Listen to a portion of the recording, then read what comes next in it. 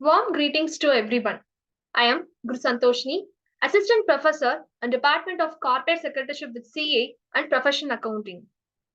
Today, we are going to learn about the Sale of Goods Act 1930. This is a topic which we are going to learn today. What is meant by contract of sale? Second, essentials of a contract of sale, a difference between a sale and agreement to sell, subject matter of the contract, the price, conditions and warranties, and finally, we are going to learn about the KV temperature. These are all the topics which we are going to learn today. Let's start with the presentation. First of all, we should know about what is the Sale of Goods Act. What it contains. It is nothing but the sale which is happening in India. The sale of goods happening in India and what are all the things to be done in that. This is all covered in this act. It came into force from 1st July 1930. It extends all of India, including the state of Jammu and Kashmir. Previously, this act is not included in the state of Jammu and Kashmir. But with the passing of Jammu and Kashmir Reorganization Act 2019, this provision has been amended.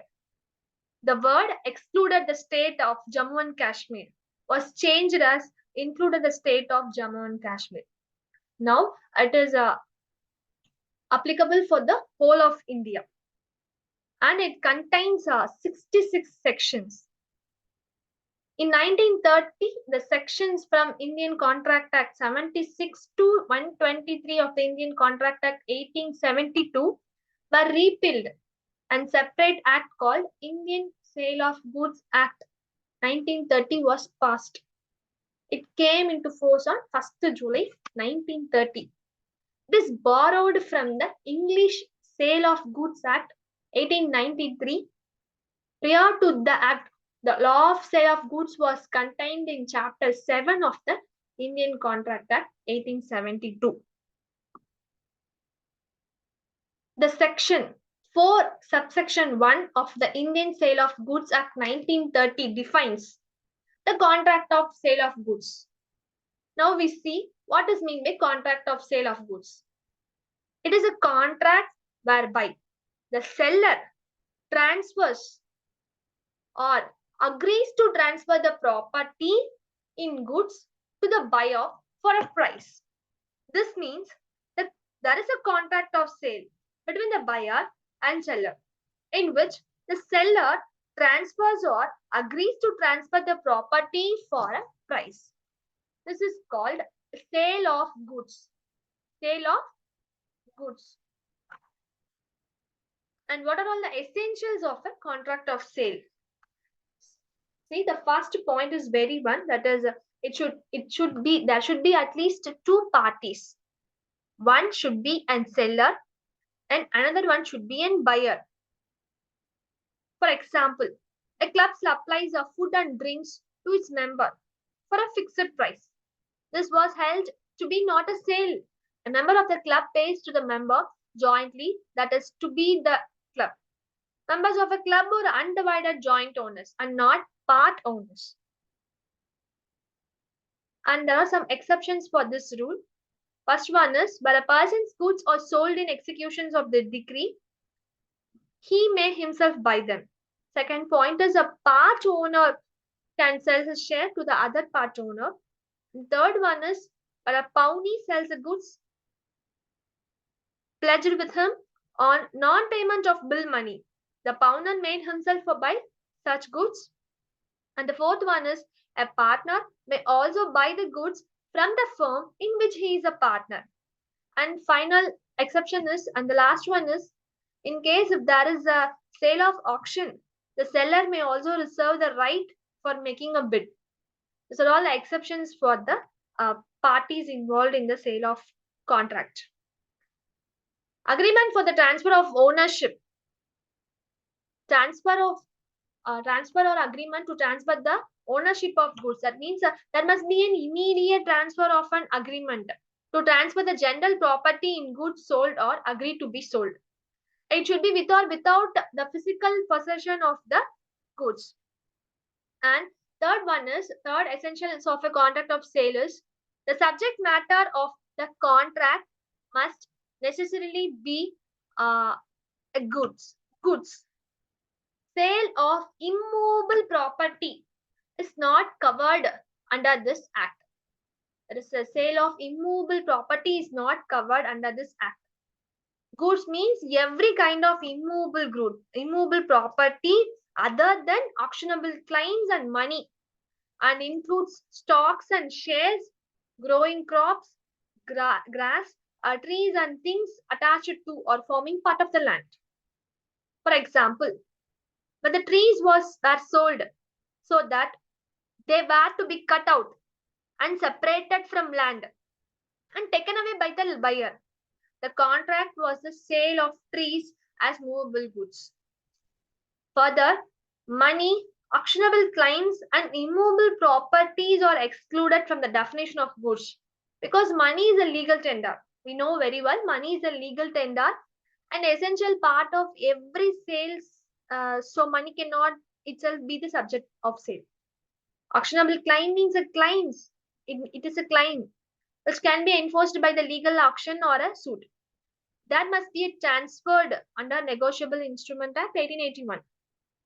So, money and auctionable claims will not be included.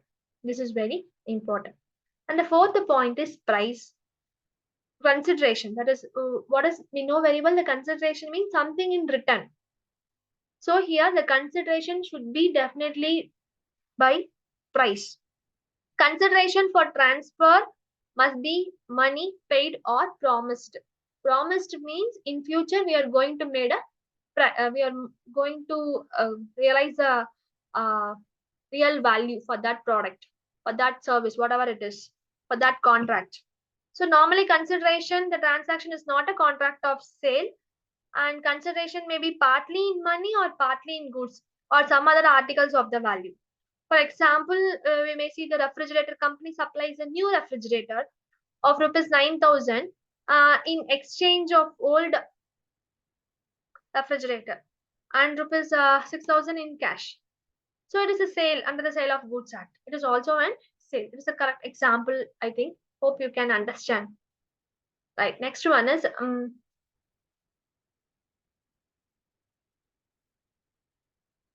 a contract of sale may be in writing or by words, and it should contain all the essential. It should encompasses all the essential elements of a valid contract. That is very important for this contract of sale. And the next one is about the goods. In definition, we learn the word goods. So the goods is very important here. The goods means every kind of movable property which we discussed already. That is goods means every kind of immovable property other than auctionable claims and money, and includes stock and shares, growing crops, grass, and things attached or forming part of the land. So this is very important. And then what are the types of goods? Existing goods, future goods, and contingent goods. So existing goods is nothing but which are physically in existence and which are in seller's ownership, that is in possession at the time of entering the contract. That is called existing goods. The seller is the owner, he has a general property in them. And the second one is future goods. Goods to be manufactured or produced or acquired by the seller after taking the contract of sale.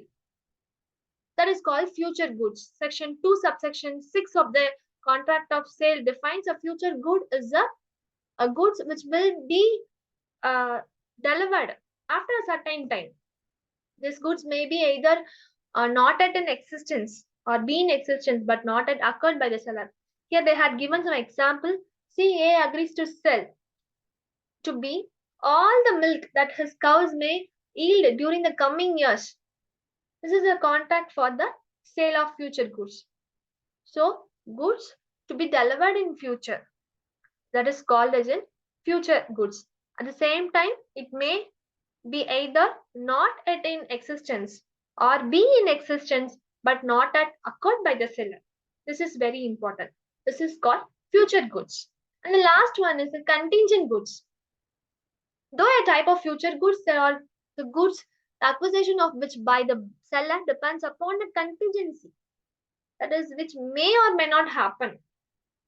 So here they had said the X agrees to sell some 25 bales of Egyptian cotton, provided the ship which is bringing them reaches to the port safely. It is a contract of sale of contingent goods. Because if the ship is sunk, the contract becomes void and the seller is not liable for that. This is a contingent contract. And this is we discussed about the contract of sale. Again, here for the recapitalization I had given. The contract of sale has two things. One is sale and agreement to sell.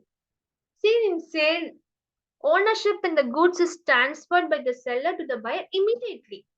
There is a difference between sale and there is a lot of difference between sale and agreement to sale. And the first one is immediate transfer of ownership is in sale, and agreement to sell means the future time. In future, only the ownership will be transferred after the fulfillment of certain condition. That is called agreement to sale. Sell. Here they had given some difference. Ownership passes to the buyer immediately. Ownership remains with the seller in agreement to sale. The sale is an executed contract and agreement to sale is an executory contract. See, why it is executed means the contract has been done. Executory means it has to be done in future. That is the main difference between sale and agreement to sell. And seller cannot resell the goods in sale. But here the risk of loss falls on the seller. It can be in the case of existing and specific goods only. And seller can sell goods to the third party here, and it can be in case of future and unascertained goods. In case of breach of contract, seller can sue for the price of the goods in sale. In case of the breach of the contract, seller can sue only for damages, not for the price, in agreement to sell. The seller is the only entitled to the rateable dividend of the price due if the buyer becomes insolvent. At the same time, in agreement to sell, the seller may refuse to sell the goods to the buyer or without the payments of the buyer becomes insolvent. So these are all the difference between sale and agreement to sale. The price.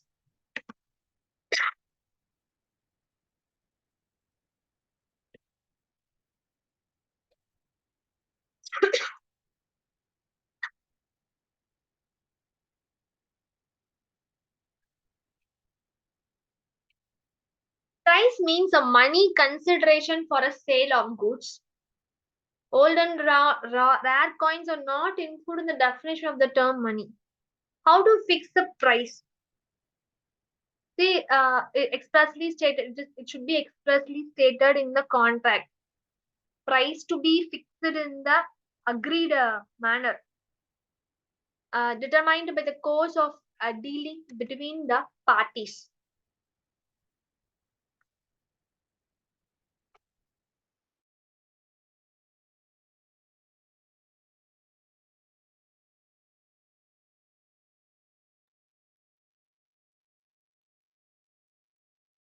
It should be in reasonable one and price to be fixed by the valuation of a third party. For example, Mr. A agreed to sell 10 tons of wheat to Mr. B at a price to be fixed by Mr. C.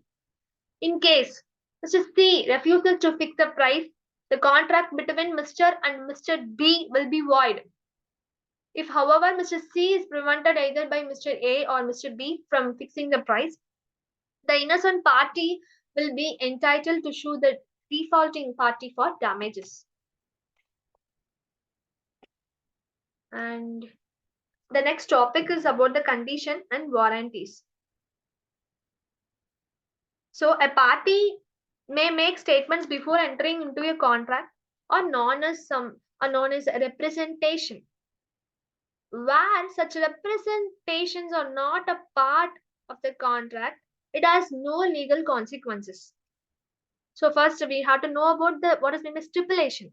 The representation as to the fact which becomes a part of the contract of sale is called stipulation. The stipulation may be a condition or warranty. It depends upon its importance in relation to the contract. If it forms as a part of the contract, it would be a stipulation within the meaning of section 12 of the Act and may be either treated as a conditions and warranty. So, according to the section 12, subsection 2 of the Indian Contract Act, Indian Sale of Goods Act, condition means a stipulation which is essential to the main purpose of the contract is known as condition. The breach of condition gives the aggrieved party the right to terminate the contract. And about warranty, section 12, subsection 3 of the Sale of Goods Act 1930, a warranty is a stipulation which is collateral to the main purpose of the contract and the breach of which gives the aggrieved party a right to claim the damages but not right to reject the goods and to terminate the contract. This is very important. And this is another meaning for the conditions and warranties. And here is a case, Hartley and versus Hemans. A man buys a particular horse which is warranted quite to ride and drive. If the horse turns out vicious, the buyer's only remedy is to claim damages, unless he has expressly reserved a right to return it. But if instead of buying a particular horse, a man applies to a dealer to supply him with a quiet horse, and the dealer supplied him with a vicious one, the stipulation is condition. The buyer can either return the horse or keep it and claim damages. And these are all the implied conditions. First one is condition as to title. Section 14 defines some things about the condition as to titles. In case of a sale, the seller has the right to sell the goods. In case of an agreement to sell the goods, he will have the right to sell the goods at the time and the property is to pass. If the buyer has no right to sell it, the buyer can require the price from the seller. And the next one is about the sale by description. It is defined under the section 15 of Indian Sale of Goods Act. There is an implied condition that the goods shall correspond with the description. The rule is based on maxim. If you contract to sell peas, you cannot obligate a party to take beans.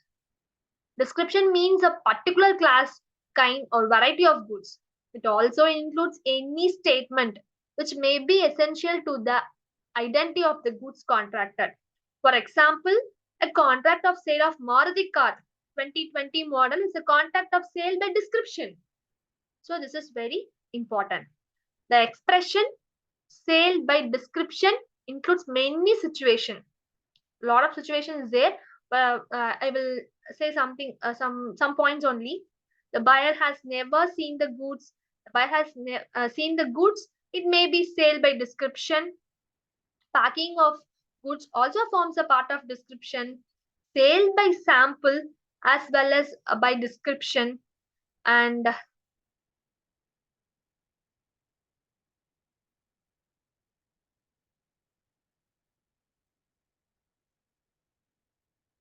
these are all things will covered under the description. And next one is condition as to quality or fitness. But the buyer has expressly or by implication makes known to the seller the particular purpose of the goods required.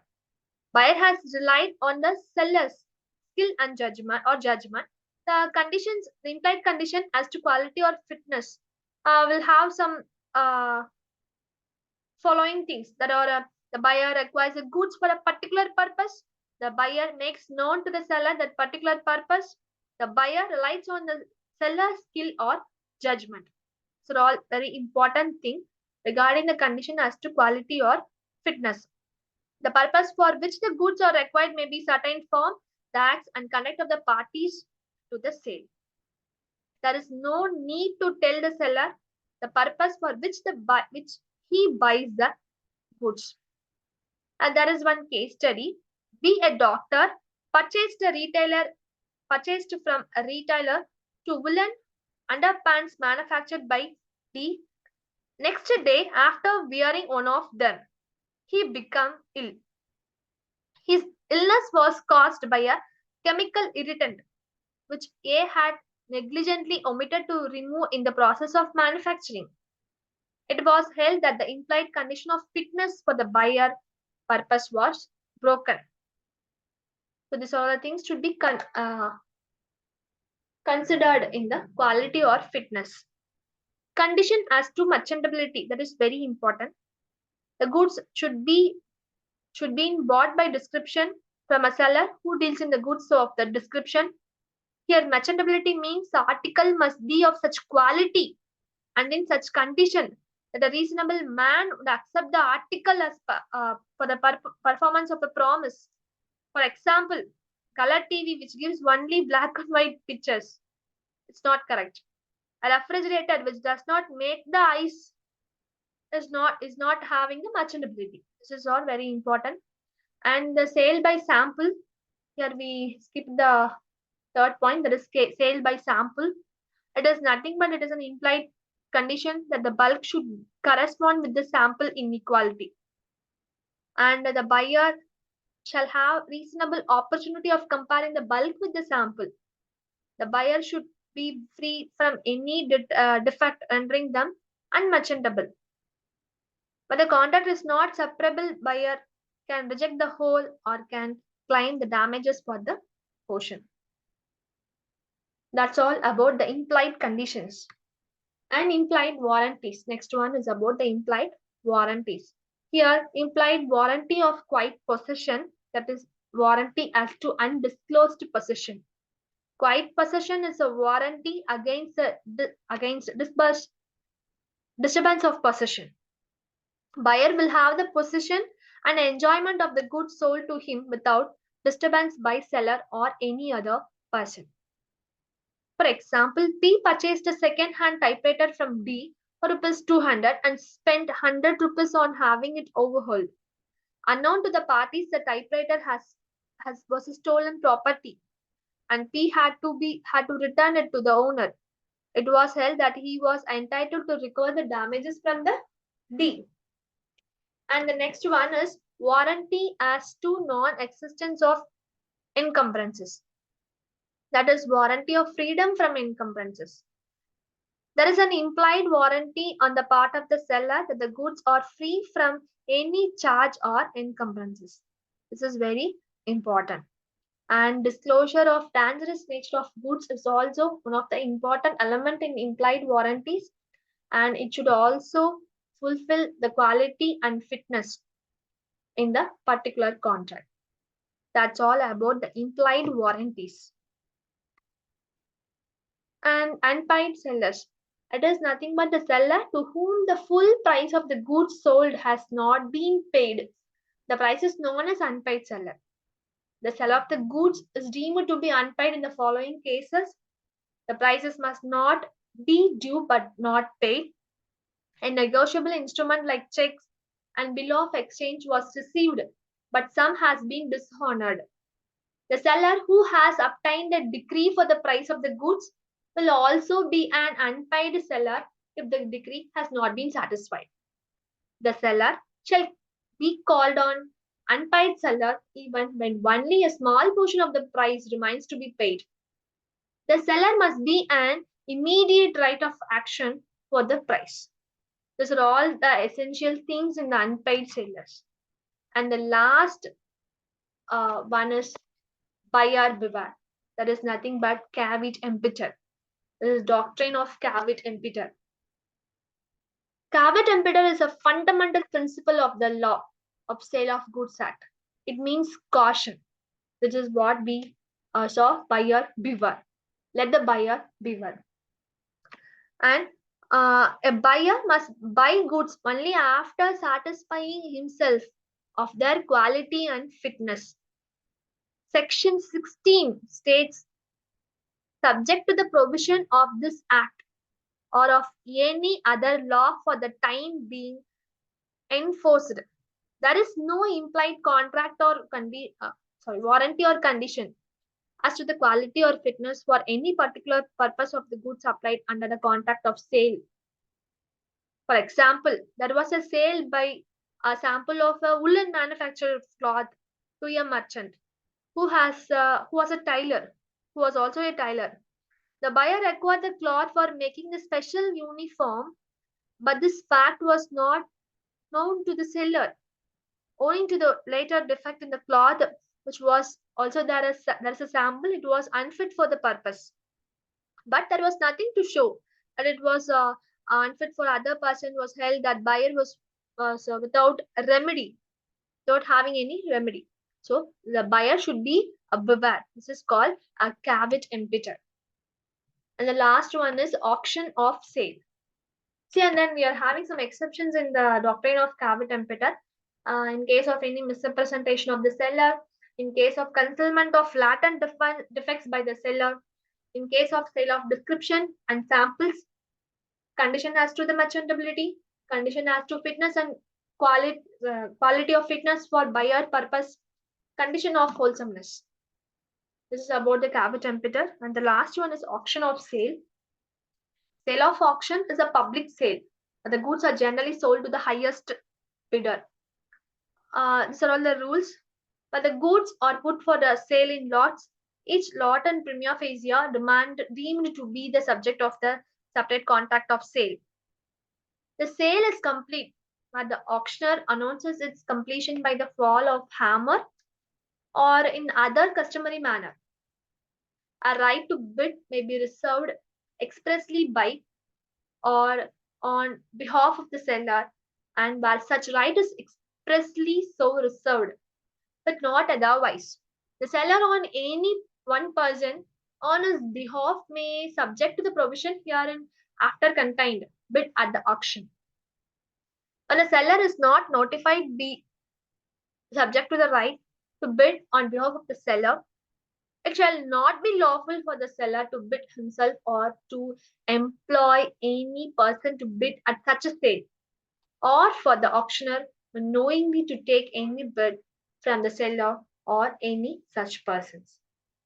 So, this is all about the Sale of Goods Act 1930. Thank you all. Hope you learned about the topic in a very well and clear manner. Once again, I thank you all for your patient listening.